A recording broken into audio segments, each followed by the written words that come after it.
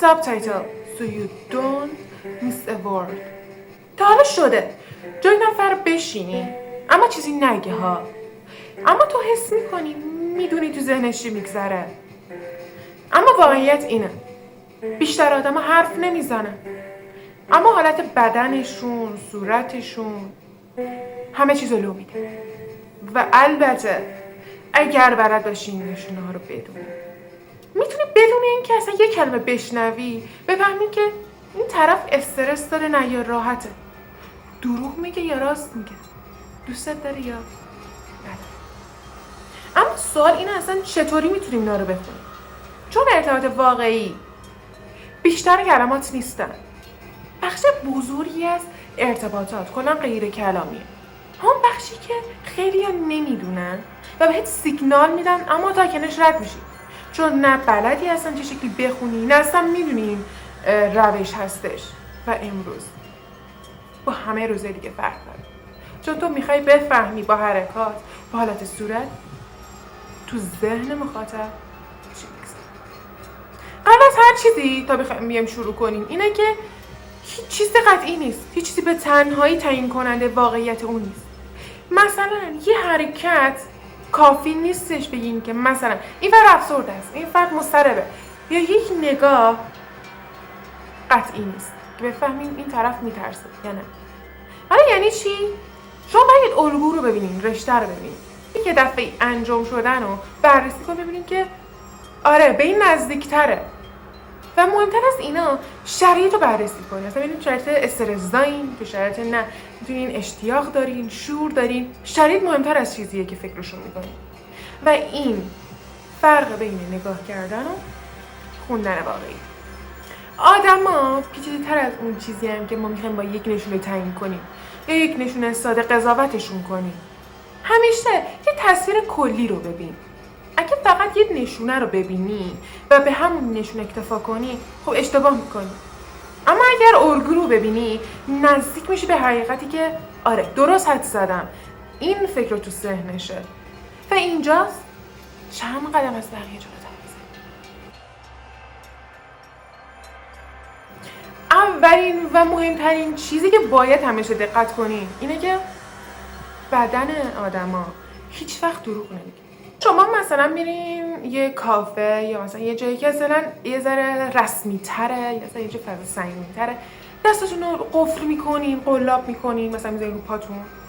این میشه اصلا حالت معذب، مثلا فاصله داشتن.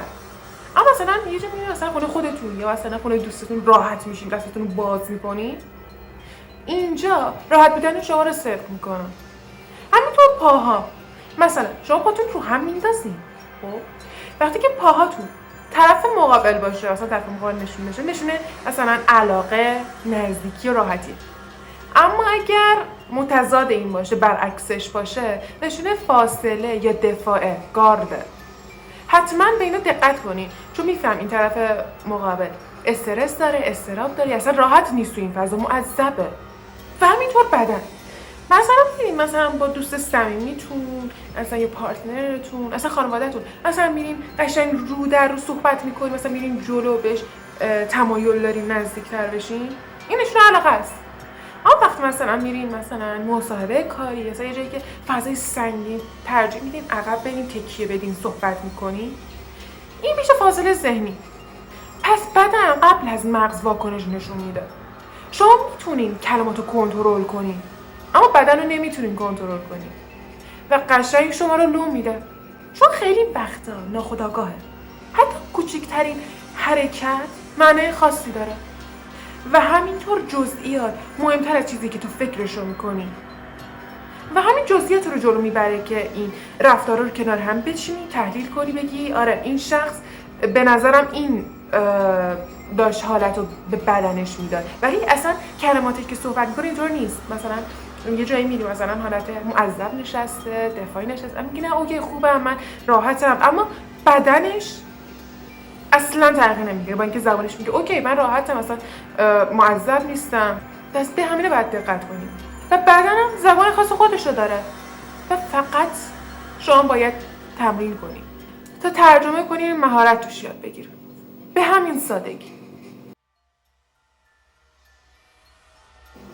چهره، سریع ترین لودهنده تو اعضای بدنه، مخصوصا چشما، حالت صورت و میکروکسیژن.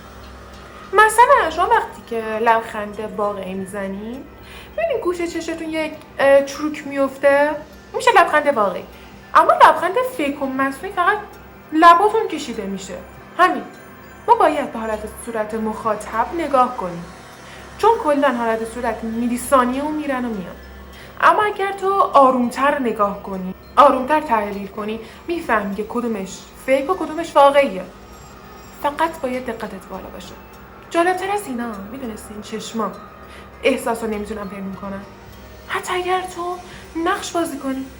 پس اگر آرومتر نگاه کنی میبینی و اگر دقت کنی مسلط میشی رو رفتار آدم. تمرین به نظرم موثرتر از چیزی که فکر کنی. پس تمرین اولویت ما باشه. حتی اگر حرف نزنه، صحبت نکنه، نحوه نفس کشیدن و صداش مهمه. وقتی که کسی سریع صحبت میکنه، تون جمله رو پشت سر هم میگه، اضطراب داره. یا دیدین دیگه بعضی آدم خیلی مکث میکنن بین صحبتاشون، مثلا خیلی طول میکشه تا کلمه بعدی رو بگن، یا اینا هم دارن فکر میکنن یا دروغ میگن که سناریو جدید تحلیل بدن و یه چیز تحلیل کنن چند ثانیه که بدن واسه مکثا میشه. یا دیدین یه لحظه ناگهانی لحنشون عوض میشه بعضیا. این واسه فشار ذهنیه که باعث میشه لحنشون سریع عوض بشه. مغز وقتی تحت فشاره صدا رو عوض میکنه، حتی اگر کلمات اینجوری نباشن. کلمات رو کنترل کنی، صدا رو نمیتونی کنترل کنی. صدا یکی از سخت ترین کنترل کننده ها تو بدن و بیشترین این تغییرات وقتی که احساسات بالا باشه نشون میده و اونجاست که واقعیت رو میتونی ببینی. حتی سکوت اونا یه پیامی داره. دیدی مثلا یکی میگه وقتی که این طرف سکوت میکنه آرومه، مثلا بدتر از 1000 تا حرف زدن و کلمه بدتره. اینم نشونه همینه. سکوت زیاد بی‌دلیل نیست. آدما کلا با فاصله حرف میزنن. مثلا وقتی کسی به کسی علاقه داری یا تسلط داری، قشنگ میرین کنار، مثلا تو صورتش صحبت میکنی، ارتباط مستقیمی میگیرین، این میشه علاقه. اما بعضیه وقتی مثلا میرن آروم تکیه میدن، مثلا فاصله زیادتره، میشه مثلا حالت دفاع، مثلا گاردشون. بازی با فاصله خیلی مهمه. این هم یه نشونه است. این یک زبان خاموشه تو بدن، چون بدون کلمه پیام میده و خیلی وقتا واقعی تر از حرفاه. هر آدمی حرم شخصی خودش داره. وقتی تو وارد حرم شخصی دیگران میشی واکنش میبینی و این واکنش اطلاعات تو. یکی از قوی ترین نشونه ها و اصلی ترین ها تناقضه. براتون پیش اومده دیگه وقتی که مثلا میری خونه طرف میگه خوبی، حالت خوبه، چه خبر؟ مثلا میگه اوکی، حالم خوبه، عالیم، مثلا این اون. اما حالت بدنتون بسته است، حالت دفاعی داره و اینجاست حرف و بدن و واقعیت تو تناقض.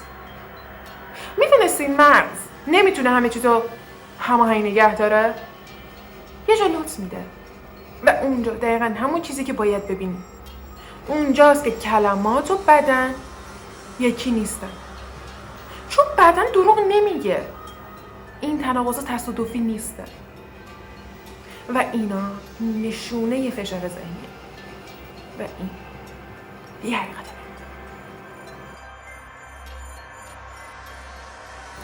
سرعت ها خیلی مهمه. سرعت سریع واقعی، دیر یا مثلا یه ذره کن فکر. فرض کنی یه خبر از قبل میدونی، اون شخص اون خبر به شما میده، ذره دیر واکنش نشون میده. اما وقتی همون خبر رو اون لحظه میشنوی اصلا یه جور سریع واکنش نشون میدی، خودتون هم میمونی. و به خاطر همینه مغز برای دروغ زمان میخواد تا بتونه اون احساس واکنش اصلی رو به شما نشون بده و این کلید طلایی. این تفاوت خیلی ظریفه ها، اما اگر تو متوجه بشی، تو ببینیش، خیلی چیزا روشن میشه. و هر واکنشی زمان طبیعی خودش رو میخواد و اگر خارج از اون زمانش باشه تو باید چه کنی. یه چیزی هست خیلی یا نادیدش میگیرن، اصلا از کنارش رد میشن، نه مثل درونتونه. مثلا میشه خودتون پیش نیومده بگیم که این آدم حرفاش و رفتارش با هم نمیخونه، یه چیزی داره پنهون میکنه، اصلا داره دروغ میگه. اینجا یه مشکلیه. این حسا کنن از تجربه ما با آدمای مختلفیه و اینا ناخودآگاهه ها و درست‌تر از حس منطقتونه و مغز چیزایی میبینه که تو نمیتونی ببینی و این حس نتیجه هموناه ها. پس ساده از کنارش رد نشو، زن ساده نادیدش نگیر. اگر چند بار ببینی و نادیدش بگیری بعدا خود پشیمون میشی، چون دیر شده برای اون عکس العمل، برای اون رفتارا. پس حواست باشه به این هستا، چون خیلی کمکت میکنه. مطمئنم تو هم میخوای بدون حرف زدن آدما رو بشناسی، پس این کارا رو کن. از رفتاراشون رو یادداشت کن، کنار هم بچین، اینا رو تحلیل کن. چون بیشتر اگر شما با آدمای مختلف رفت آمد داشته باشین، سر کار داشته باشین، دیدار داشته باشین، کم کم دستتون میاد، یاد میگیرین. میدونی این مثل چیه؟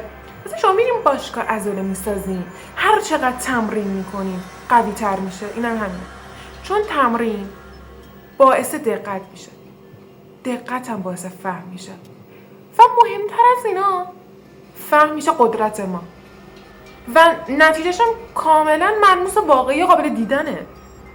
به این آدم اطرافمون رو ببینیم، رفتارشون رو تحلیل کنیم، نتیجه رو کنار هم بذاریم و بفهمیم چی میگه. پس از امروز با هم شروع میکنیم. اینو حواسمون باشه، آدم هیچ وقت حقیقت رو نمیگه، اما اگر یاد بگیری دیگه هیچ کس نمیتونه راحت گولت بزنه. گفتم که از امروز شروع میکنیم و به خاطر همین اصلا نمیخوام ویدیوی بعدی رو از دست بدی، چون از این تکنیک های فوق العاده است. پس پیشنهاد میکنم حتما ساب لایک کن، چون به شما کمک میکنه مهارتون بیشتر از اون چیزی که بشه فکرشو میکنی. پس برای خودتون باشین، این تکنیک هم انجام بدیم و تا ویدیوی بعدی خدا نگهدار.